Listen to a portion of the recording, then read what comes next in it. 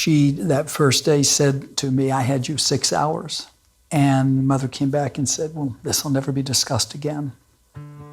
I felt pain for her having to carry a secret all those years.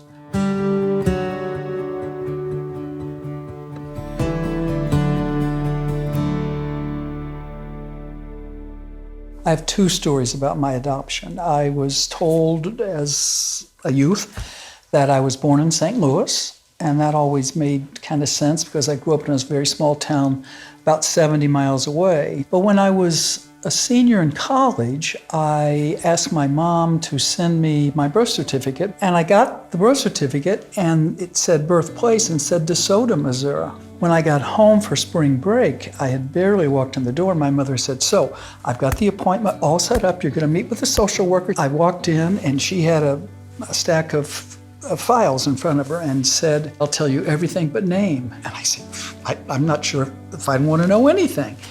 But she proceeded to tell me what was a lovely story that I really clung to, that my father had been drafted out of law school, and my mother had been in a volunteer symphony. She was a musician, and that they ultimately decided, this was during wartime, that it would be better for the baby to have a stable certain.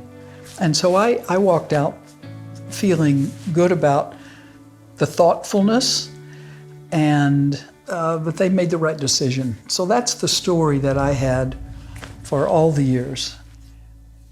Now, this is your adoptive mom. That's correct. The mother who raised me and the brother I was raised with, he also was adopted. He's 5 years older, and they're both deceased now.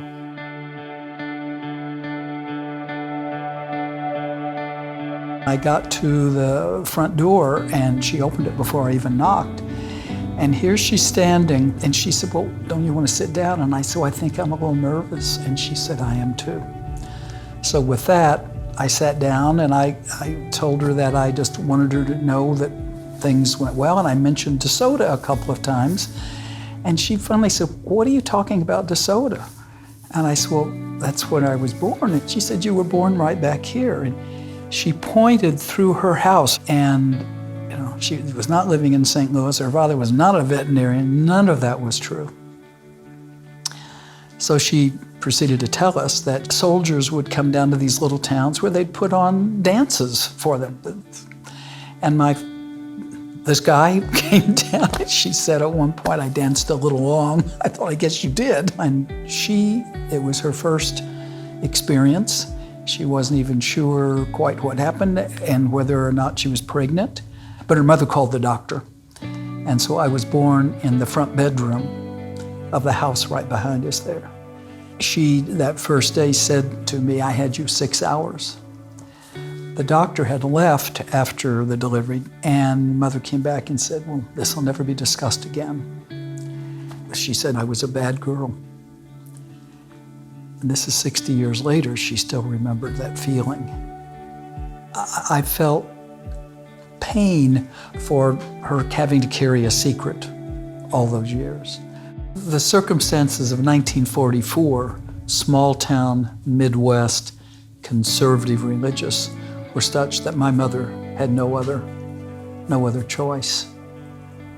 She couldn't have raised such a child. Yeah, my birth family was amazingly receptive. My mother, she said that she was going to tell them. A few weeks later, she invited my brother and his wife, but the last thing he ever expected was to learn that he had a sister. But subsequently, he and his wife and 2 children have accepted me in totally. I don't know when I was told I was adopted, because I always just knew.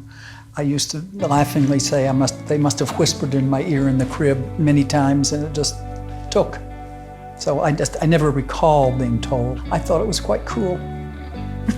And my friends, they thought it was worth noting sometimes. My family was my family.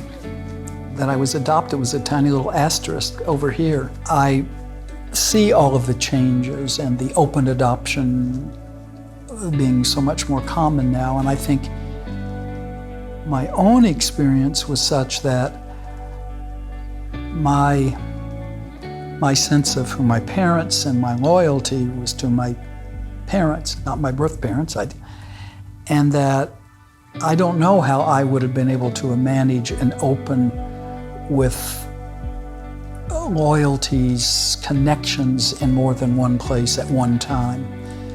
For me, I had my family, and then they are deceased, and I have the gratitude for being with technology, being able to find my birth family, and having been welcomed into that family. But if that were the circumstance from the moment I was aware, it might feel just very natural and easy, and how wonderful to have the benefit of even a broader family.